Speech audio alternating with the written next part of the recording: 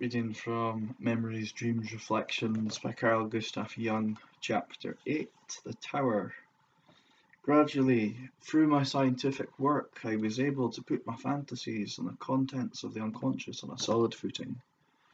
Words and paper, however, did not seem real enough to me. Something more was needed.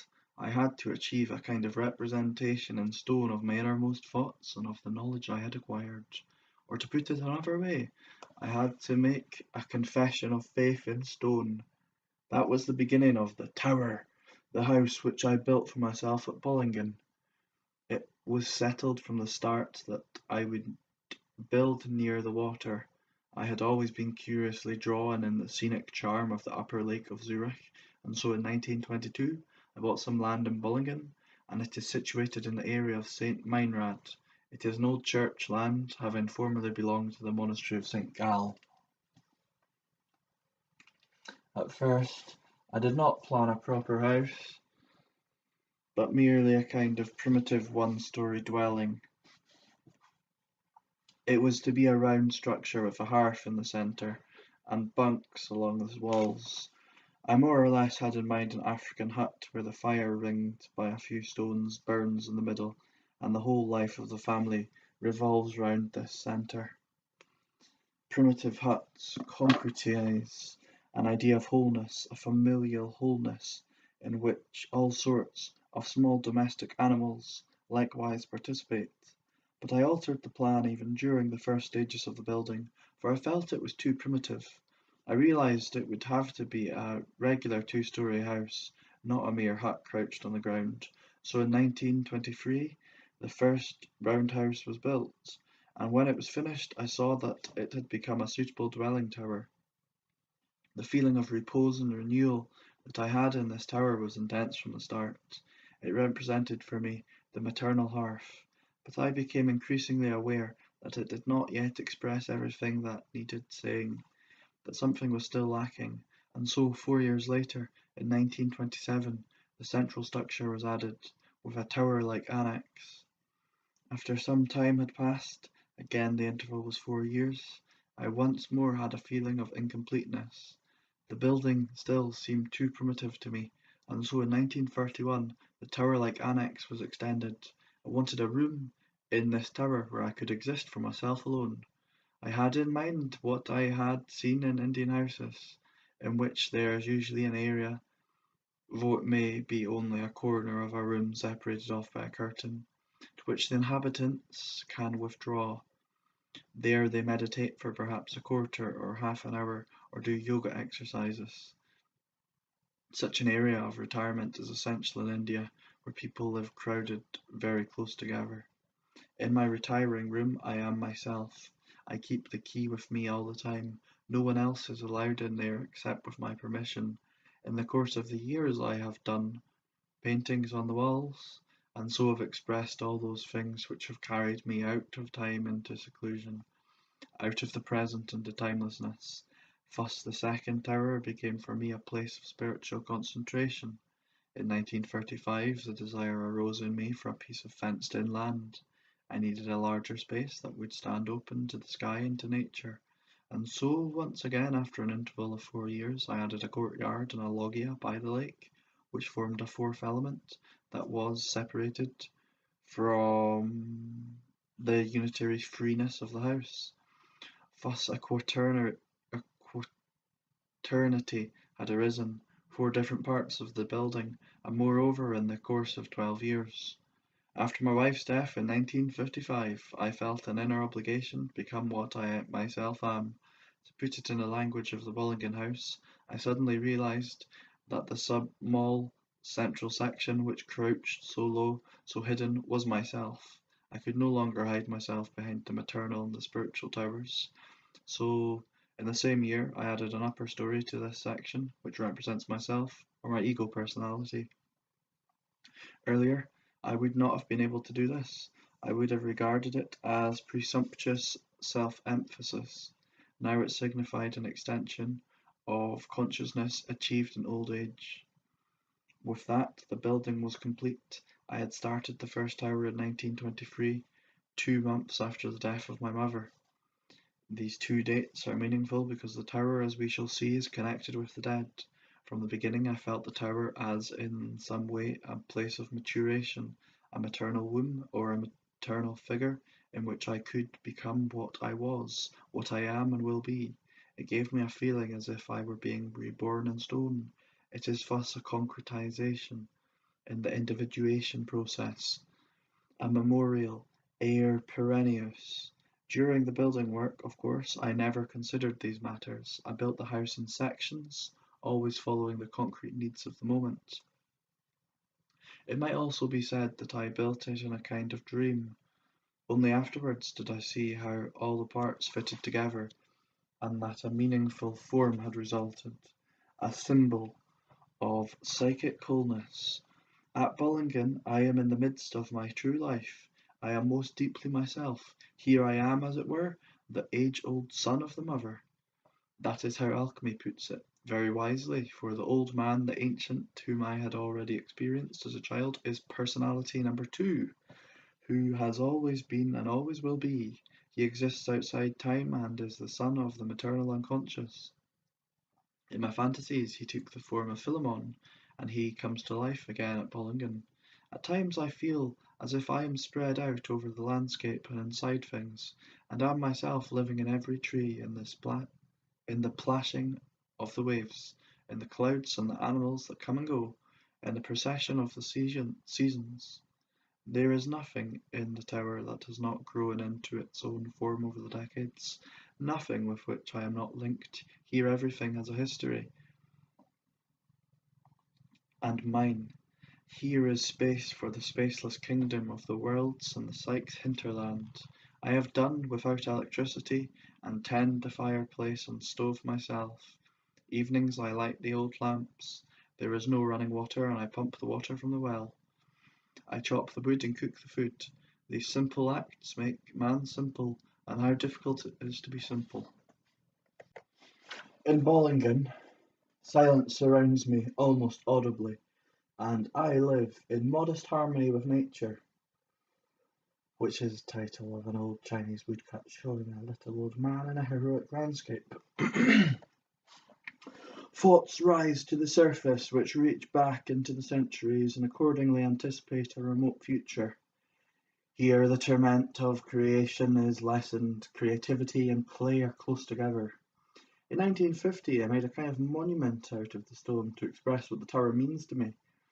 The story of how this stone came to me is a curious one. I needed stones for building the enclosing wall for the so-called garden, and ordered them from the quarry near Bollingen. I was standing by when the mason gave all the measurements to the owner of the quarry, who wrote them down in his notebook.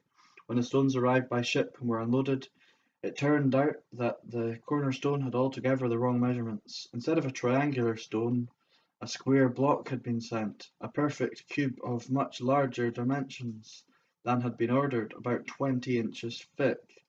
The mason was furious and told the bargemen to take it right back with them.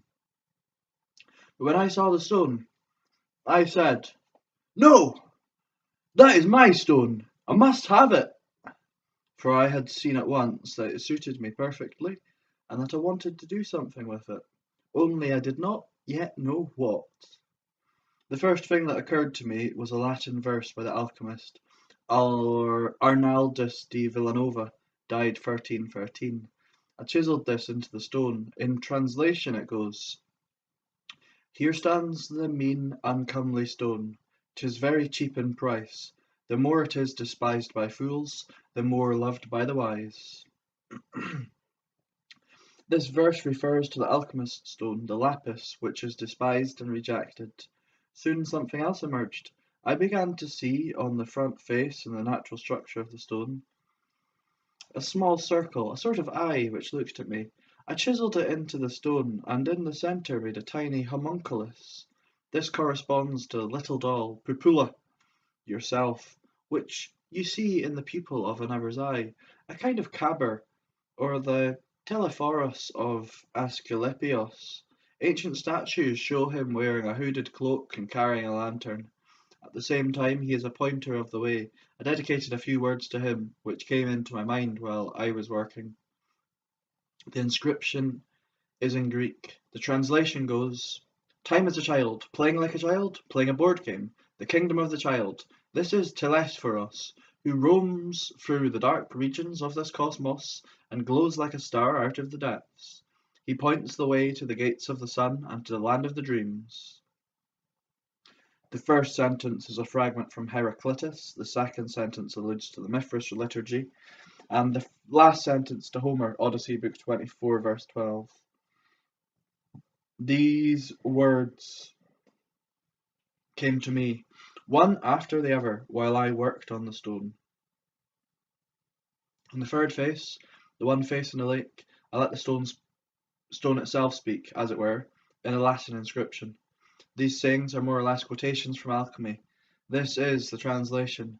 "I am an orphan, alone. Nevertheless, I am found everywhere. I am one, but opposed to him myself. I am youth and old man at one and the same time. I have known neither father nor mother, because I have had to be fetched out of the deep like a fish, or fell like a white stone from heaven. In woods and mountains I roam, but I am hidden in the innermost soul of man. I am mortal for everyone, yet I am not touched by the cycle of aeons." In conclusion, under the saying of Arnaldus de Villanova, I set down in Latin the words, "In remembrance of his 75th birthday, C.G. Jung made and placed this here as a thanks offering in the year 1950. When the stone was finished, I looked at it again and again, wondering about it and asking myself what lay behind my impulse to carve it. The stone stands outside the tower, and it is like an explanation of it. It is a manifestation of the occupant, but one which remains incomprehensible to others. Do you know what I wanted to chisel into the back face of the stone? "Le cri de Merlin."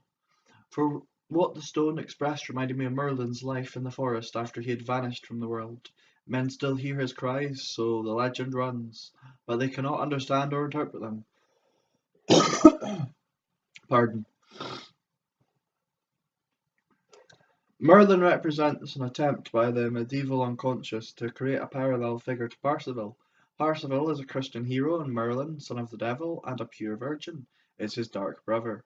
In the 12th century, when the legend arose, there were as yet no premises by which his intrinsic meaning could be understood. Hence he ended in exile, and hence "Le cri de Merlin," which still sounded from the forest after his death. This cry that no one could understand implies that he lives on in unredeemed form. His story is not yet finished, and he still walks abroad. It might be said that the secret of Merlin was carried on by alchemy, primarily in the figure of Mercurius. Then Merlin was taken up again in my psychology of the unconscious and remains uncomprehended to this day. That is because most people find it quite beyond them to live on close terms with the unconscious. And again I have had to learn how hard this is for people. I was in Bollingen just as the first tower was being finished. This was the winter of 1923-24. As far as I can recall, there was no snow on the ground. Perhaps it was early spring. I had been alone perhaps for a week, perhaps longer. An indescribable stillness prevailed. One evening, I can still remember it precisely. I was sitting by the fireplace and had put a big kettle on the fire to make hot water for washing up. The water began to boil and the kettle to sing. It sounded like many voices or stringed instruments or even like a whole orchestra. It was just like polyphonic music, which in reality I can not abide, though in this case it seemed to me peculiarly interesting. It was as though there were one orchestra inside the tower and another one outside. Now one dominated, now the other, as though they were responding to each other. I sat and listened, fascinated. For far more than an hour, I listened to the concert, to this natural melody. It was soft music containing, as well, all the discords of nature. And that was right, for nature is not only harmonious, she is also dreadfully contradictory and chaotic. The music was that way too, an outpouring of sounds having the quality of water and of wind, so strange that it is simply impossible to describe it. On another such still night, when I was alone in Bollingen, it was in the late winter or early spring of 1924, I awoke to the sound of soft footsteps going round the tower. Distant music sounded, coming closer and closer and closer. And then I heard voices laughing and talking. I thought, who can be prowling around? What is all this about? There is only a little path along the lake, and scarcely anybody ever walks on it. While I was thinking these things, came wide awake and went to the window. I opened the shutters. All was still. There was no one in sight. Nothing to be heard, no wind, nothing at all. This is really strange, I thought. I was certain that the footsteps, the laughter, the talk had been real, but apparently I had only been dreaming.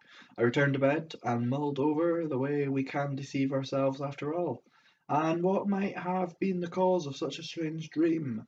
In the midst of this, I fell asleep again, and at once the same dream again. Once more I heard footsteps, talk, laughter, music. At the same time I had a visual image of several hundred dark-clad figures, possibly peasant boys in their Sunday clothes, who had come down from the mountains and were pouring in around the tower, on both sides with a great deal of loud trampling, laughing, singing, and playing of accordions. Irritably I thought, this is really the limit. I thought it was a dream, and now it turns out to be reality. At this point I woke up. Once again I jumped up, opened the window and shutters, and found everything just the same as before. A deathly still, moonlit night. Then I thought, why, this is simply a case of haunting. Naturally, I asked myself what it meant when a dream was so insistent on its reality, and at the same time on my being awake. Usually we experience that only when we see a ghost. Being awake means perceiving reality. The dream therefore represented a situation equivalent to reality, in which it created a kind of wakened state. In this sort of dream, as opposed to ordinary dreams, the unconscious seems bent on conveying a powerful impression of reality to the dreamer, an impression which is emphasized by repetition. The sources of such realities are known to be physical sensations on the one hand, and archetypal figures on the other.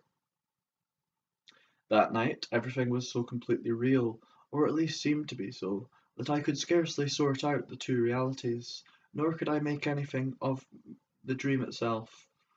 What was the meaning of these music-making peasant boys passing by in long procession? It seemed to me they had come out of curiosity in order to look at the tower. Never again did I experience or dream anything similar, and I cannot recall ever having heard of a parallel to it. It was only much later that I found an explanation. This was when I came across the 17th century Lucaran Chronicle by Renouard Cissat. He tells the following story. On a high pasture of Mount Pilatus, which is particularly notorious for apparitions, it is said that Wotan to this day practices his magic arts there. Cissat, while climbing the mountain, was disturbed one night by a procession of men who poured past his hut on both sides, playing music and singing. Precisely what I had experienced at the tower.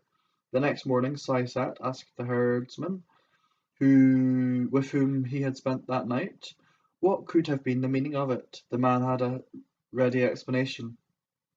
Those must be the departed folk, Salig Lut in Swiss dialect.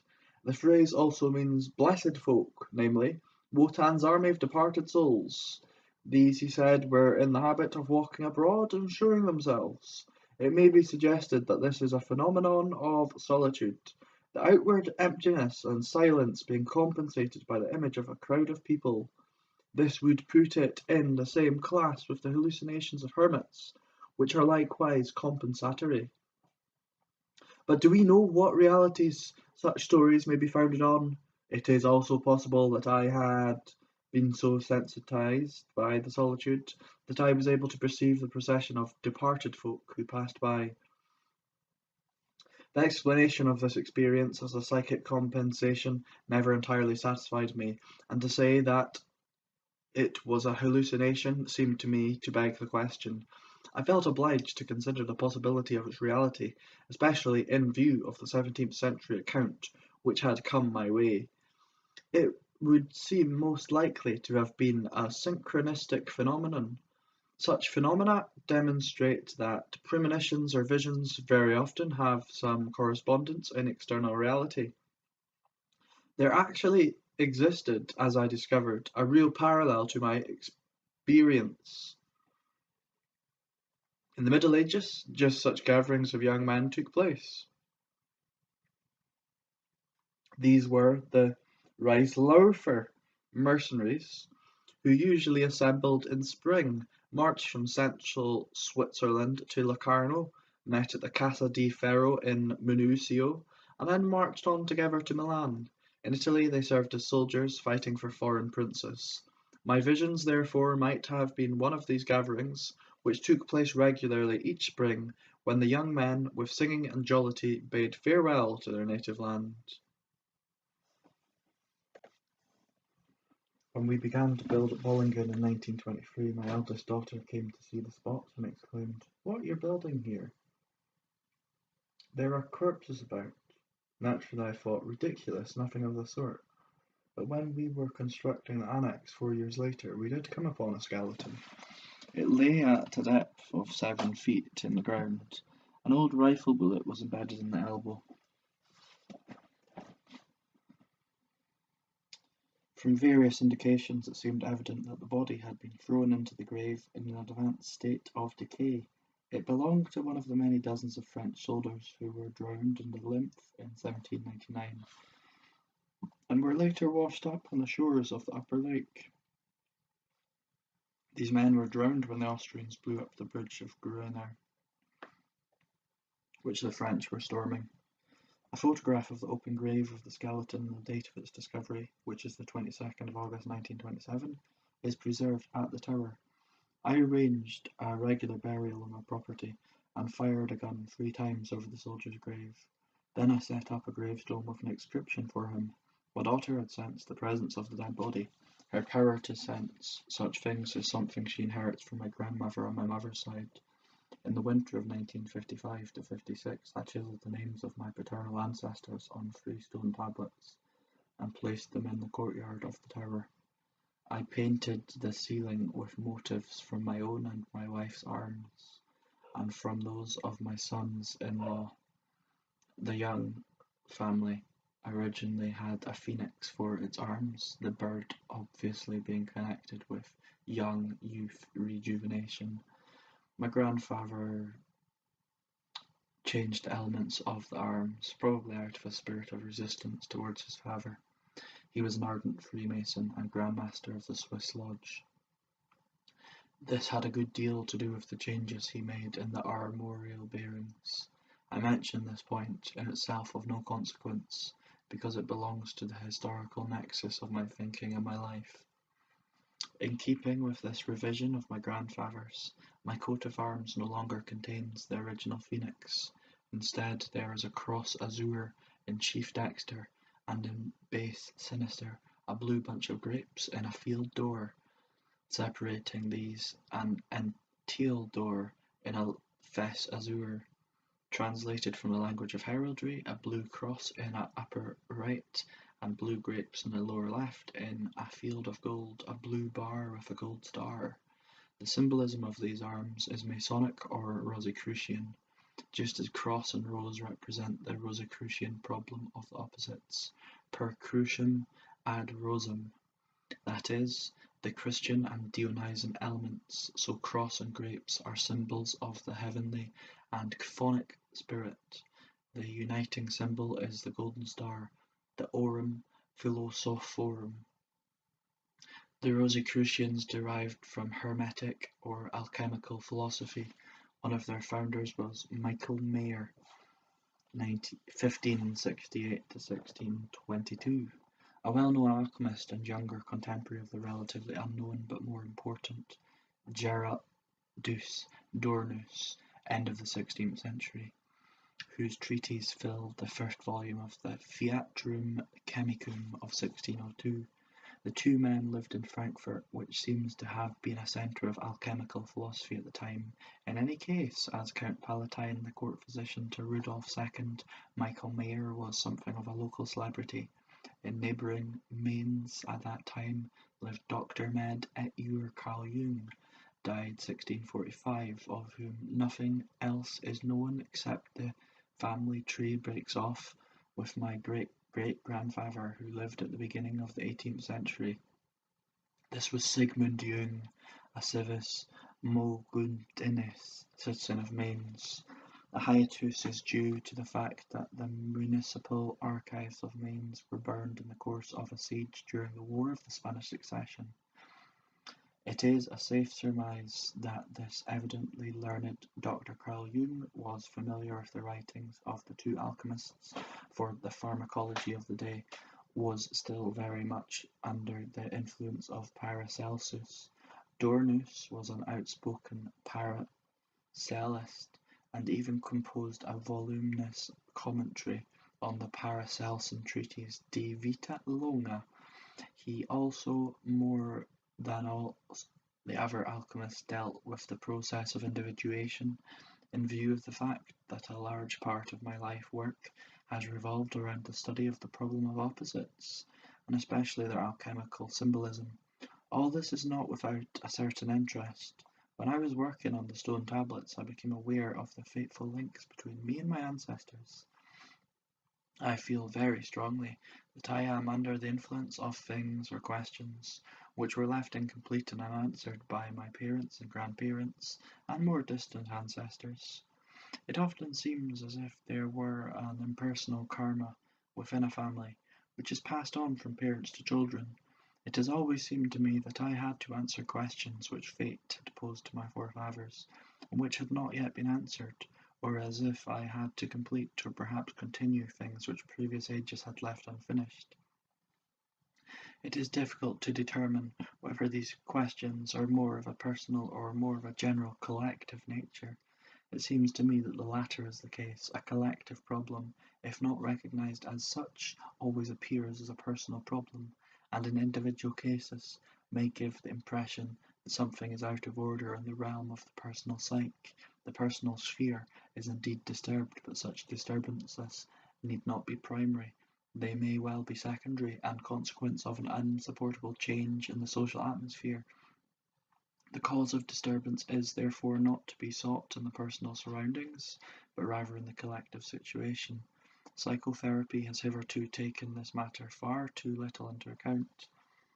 Like anyone who is capable of some introspection, I had early taken it for granted that the split in my personality was my own purely personal affair and responsibility. Faust, to be sure, had made the problem somewhat easier for me by confessing, "Two souls, alas, are housed within my breast." But he had thrown no light on the cause of this dichotomy. His insight seemed, in a sense, directed straight at me. In the days when I first read Faust, I could not remotely guess the extent to which Goethe's strange heroic myth was a collective experience, and that it prophetically anticipated the fate of the Germans. Therefore I felt personally implicated, and when Faust, in his hubris and self-inflation, caused the murder of Philemon and Baucis, I felt guilty, quite as if I myself in the past had helped commit the murder of the two old people. This strange idea alarmed me, and I regarded it as my responsibility to atone for this crime, or to prevent its repetition.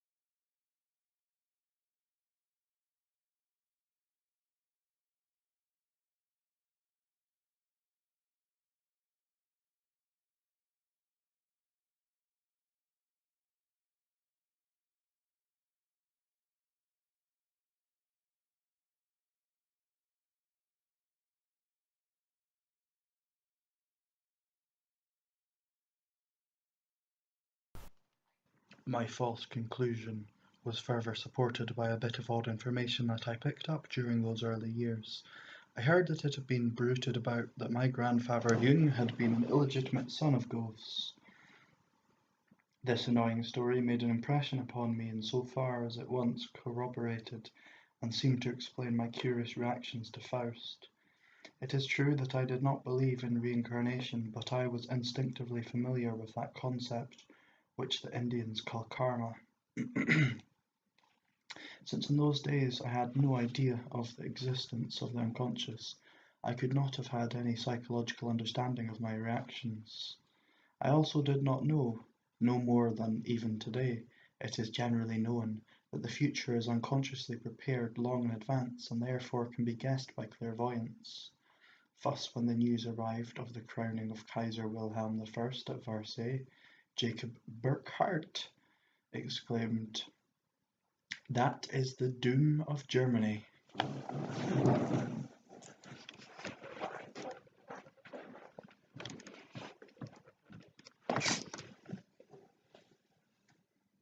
The archetypes of Wagner were already knocking at the gates, and along with them came the Dionysian experience of Nietzsche, which might better be ascribed to the god of ecstasy, Wotan. The hubris of the will, hell, mine era alienated Europe and paved the way for the disaster of 1914.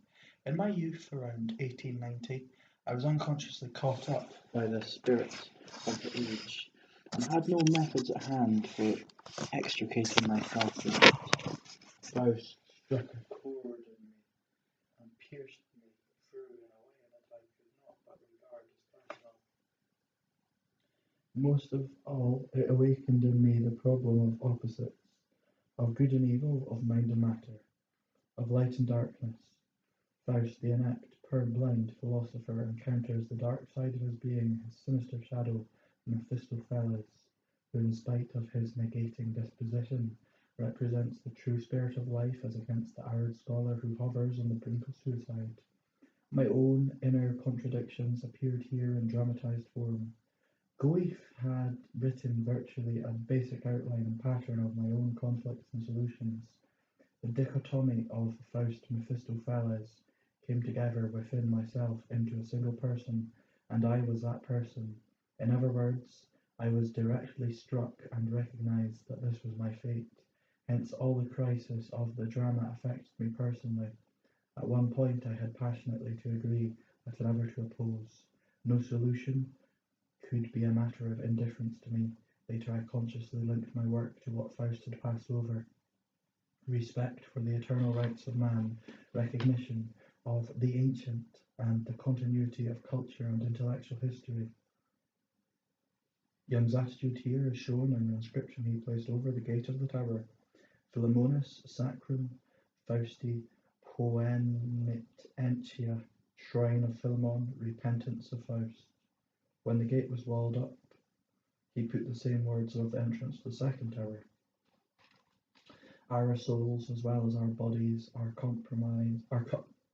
composed of individual elements which were all merely present in the ranks of our ancestors. The newness in the individual psyche is an endlessly varied recombination of age-old components. Body and soul, therefore, have an intensely historical character and find no proper place in what is new, in things that have just come into being. That is to say, our ancestral components are only partly at home in such things. We are very far from having finished completely with the Middle Ages, classical antiquity, and primitivity as our modern psyches pretend. Nevertheless, we have plunged down a cataract of progress, which sweeps us on into the future with ever wilder violence the farther it takes us from our roots.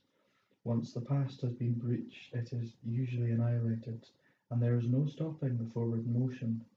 But it is precisely the loss of connection with the past, our uprootedness, which has given rise to the discontents of civilization, and to such a flurry and haste that we live more in the future and its chimerical promises of a golden age than in the present, with which our whole evolutionary background has not yet caught up.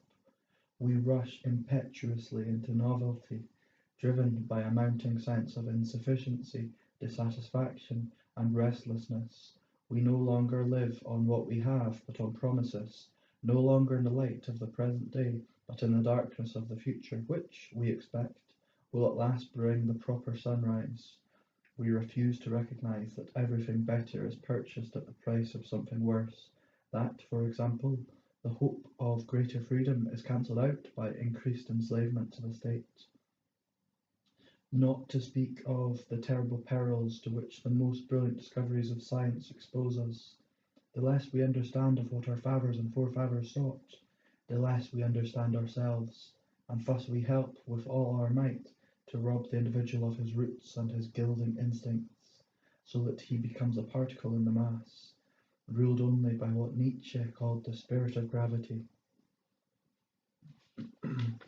Reforms by advances, that is, by new methods or gadgets, are of course impressive at first, but in the long run they are dubious and in any case dearly paid for. They by no means increase the contentment or happiness of people on the whole. Mostly they are deceptive sweetenings of existence, like speedier communications which unpleasantly accelerate the tempo of life and leave us with less time than ever before. Omnis festinatio ex parte diaboli est. All haste is of the devil, as the old masters used to say. Reforms by retrogressions, on the other hand, are as a rule less expensive and in addition more lasting, for they return to the simpler tried and tested ways of the past and make the sparest use of newspapers, radio, television, and all supposedly time-saving innovations. In this book I have devoted considerable space to my subjective view of the world, which, however, is not a product of rational thinking. It is rather a vision such as will come to anyone who undertakes deliberately, with half-closed eyes and somewhat closed ears, to see and hear the form and voice of being. If our impressions are too distant, we are held to the hour and minute of the present, and have no way of knowing how our ancestral psyches listen to and understand the present, in other words, how our unconscious is responding to it. Thus we remain ignorant of whether our ancestral components find an elementary gratification in our lives, or whether they are repelled. Inner peace and contentment depend in large measure upon whether or not the historical family, which is inherent in the individual, can be harmonized with the ephemeral conditions of the present. In the tower at Bollingen, it is as if one lived in many centuries simultaneously. The place will outlive me, and in its location and style it points backwards to things of long ago. There is very little about it to suggest the present. If a man of the 16th century were to move into the house, only the kerosene lamp and the matches would be new to him, otherwise he would know his way about without difficulty. There is nothing to disturb the dead, neither electric light nor telephone. Moreover, my ancestors' souls are sustained by the atmosphere of the house, since I answer for them the questions that their lives once left behind. I carve out rough answers as best I can. I have even drawn them on the walls. It is as if a silent greater family, stretching down the centuries, were people in the house. There I live in my second personality, and see life in the round, as something forever coming into being and passing on. The end.